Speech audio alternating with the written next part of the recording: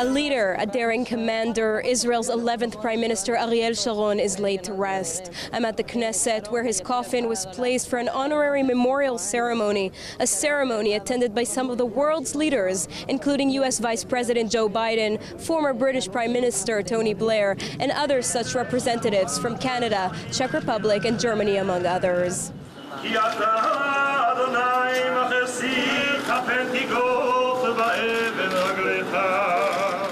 Ariel Sharon was in a coma for nearly 8 years, and yet this day is a sad day for Israel all the same.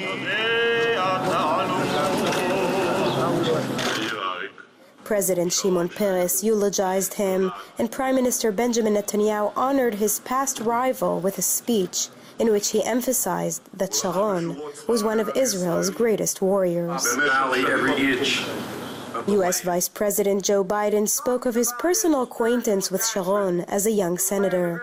He stressed the U.S.'s commitment to Israel and their understanding of this great loss. When a close knit country like Israel, a country that has been tested as much as Israel, loses a man like Prime Minister Sharon, it doesn't just feel like the loss of a leader. It feels like a death in the family. Special envoy to the Middle East Quartet, Tony Blair, referred to Prime Minister Sharon as bold, unorthodox, and unyielding, a student of history, as well as a maker of it. Over the years, we worked together as prime ministers. He took actions no one ever thought he would take. Agreeing the roadmap, withdrawal from Gaza, forming Kadima. But the idea that he changed from the man of war to the man of peace misses that which defined him. Actually, he never changed. And the same iron determination he took to the field of war, he took to the chamber of diplomacy.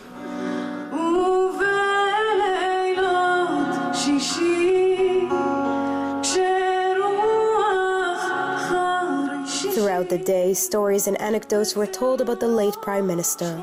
Israeli and international journalists followed the events and interviewed those who knew Sharon in an attempt to get a closer look at the person behind the public figure.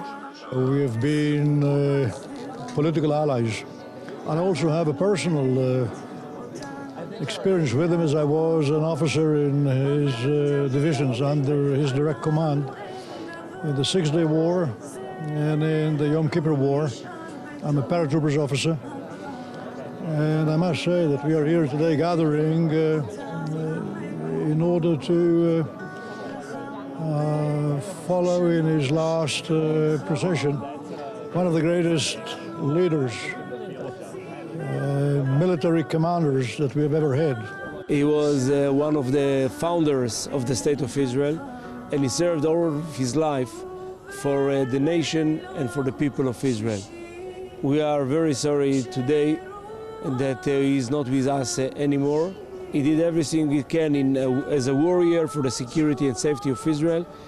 He was the one that we will all respect, honor, and remember. Thousands of Israelis arrived to the Knesset and to Sharon's burial site in the Shikmim farm as well, in order to pay respect to their former leader one last time.